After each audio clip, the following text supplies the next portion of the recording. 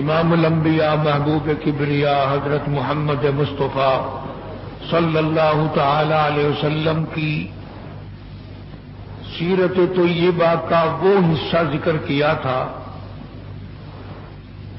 جہاں سے قرآن کریم کا نزول شروع ہوتا ہے، قرآن کریم کی ابتدا ہوتی ہے، اعلان نبوت کیا جاتا ہے۔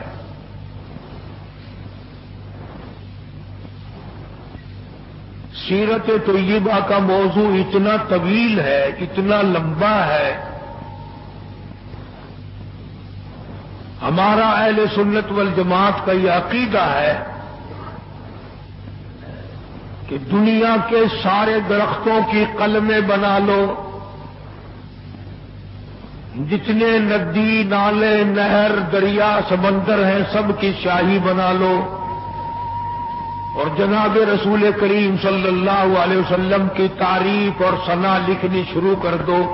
ہمارا عقیدہ ہے کہ درخت قلمیں دیتے دیتے ختم ہو جائیں گے، سمندر شاہی مہیا کرتے ختم ہو جائیں گے، مگر کالی کملی والے کی تعریف کا کوئی حصہ بھی ادا نہ ہو سکے گا۔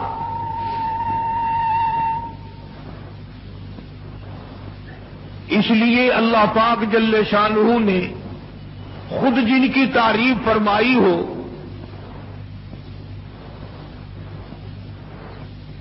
جن کا شناخہ خود خدا ہو، اور بندہ کیسے مکمل کر سکتا ہے؟ ہمیں تو سمجھنا ہی آج تک،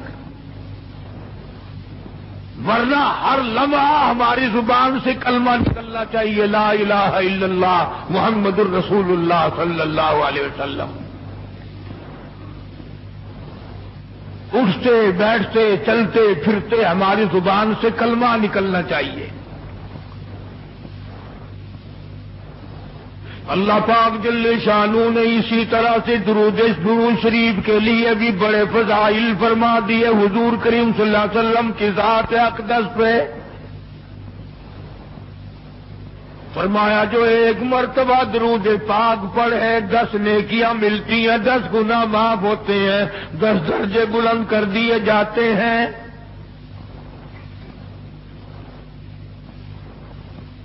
اور یہاں تک فرمایا جو آدمی کالی کملی والے صلی اللہ تعالی علیہ وسلم کا نام نامی سنے، اس میں گرامی اپنی زبان پہ لائے، اگر سرکار کی ذات اقدس پہ درود پاک نہ پڑے، حدیث پاک میں آتا ہے وہ بڑا بد نصیب ہے، بڑا بدبخت ہے، بڑا بخیل ہے، جہنمی ہے۔ یعنی یہ حق ہے حضور کریم صلی اللہ علیہ وسلم کا، اور اتنی فائدے والی چیز ہے، ایک درود پاک سے 30 فائدے، 10 گناہ معاف، 10 درجے بلند، 10 نیکیاں۔ اور حدیث پاک میں کثرت سے آتا ہے کہ فضائل درود شریف کی کثرت کرنے والا مرتے وقت کبھی ایمان سے خالی نہیں جا سکتا۔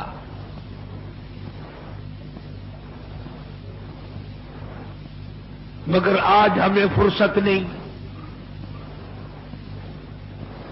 اس لیے قرآن کریم نے ان چیزوں کا اعلان کر دیا۔ حجۃ الوداع کا زمانہ ہے، کالی کملی والے کا آخری حج ہے۔ جبل رحمت کے نیچے ذرا سی نیچے اتر کر جگہ بنی ہوئی ہے، وہاں پر ایک اونٹنی پہ سوار ہے، ایک ڈاچی پہ سوار ہے، لوگوں کو فرمایا یا ایھا الناس،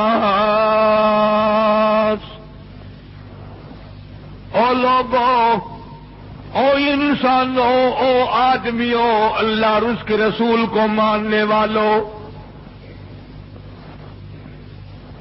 الصلاۃ الصلاۃ، نماز کی پابندی کرنا، بیماری میں بھی پڑھنا، سفر میں بھی نماز پڑھنا، شادی میں بھی نماز ادا کرنا، غمی میں بھی نماز ادا کرنا، سردی میں نماز ادا کرنا، گرمی میں نماز پڑھنا۔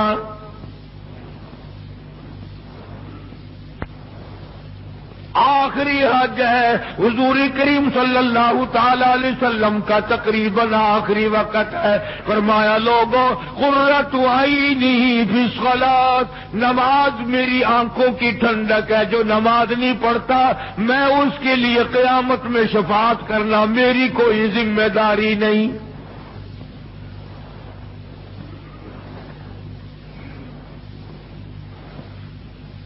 او ما ملکت ایمانہم، اور لوگوں اپنے ملازموں کا خیال کرنا، محتاجوں کا خیال کرنا، غریبوں کا خیال کرنا، مزدوروں کا خیال کرنا، معذوروں کا خیال کرنا، غریب پروری کرنا، لوگوں کے ساتھ ہمدردی والا برتاؤ کرنا۔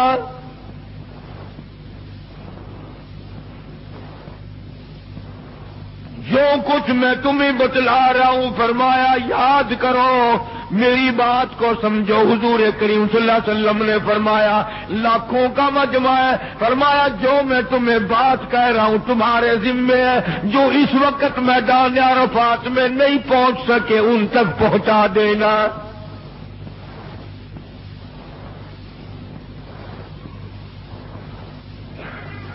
ادھر آپ نے امت کو تبلیغ فرمائی، آخری خطبہ ہے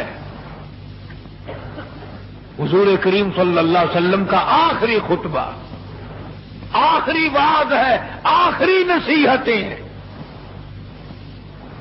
ادھر قرآن کریم کی آخری آیت نازل ہو گئی، الیوم اکملت لکم دینکم واتممت علیکم نعمتی ورضیت لکم الاسلام دینا۔ کالی کملی والے آج ہم نے تمہارا دین کامل کر دیا،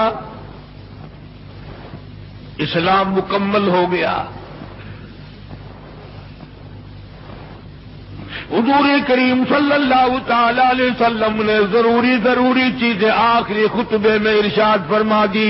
فرمایا لوگوں اپنی عزت کو بچانا، اپنی عزت کا خیال کرنا، دو چیزوں کی ضمانت آج تم مجھے دے دو، ایک چیز کی ضمانت آج میں تمہیں دے دیتا ہوں، اپنی زبان کی اجازت دو، غلط نہیں استعمال کرو گے، اللہ رسول کے خلاف نہیں چلاؤ گے، اپنی نفسانی خواہشات کی ضمانت دو، اللہ اور اس کے رسول کے حکم کے خلاف نہیں برتو گے، نہیں چلاؤ گے۔ فرمایا والذی نفسی بیدی محمدا، اور لوگوں اس مالک کائنات کی قسم میں جنت الفردوس کی تمہیں ضمانت دیتا ہوں۔ www.shahideislam.com حجۃ الوداع میں خطبہ ارشاد فرما دیا،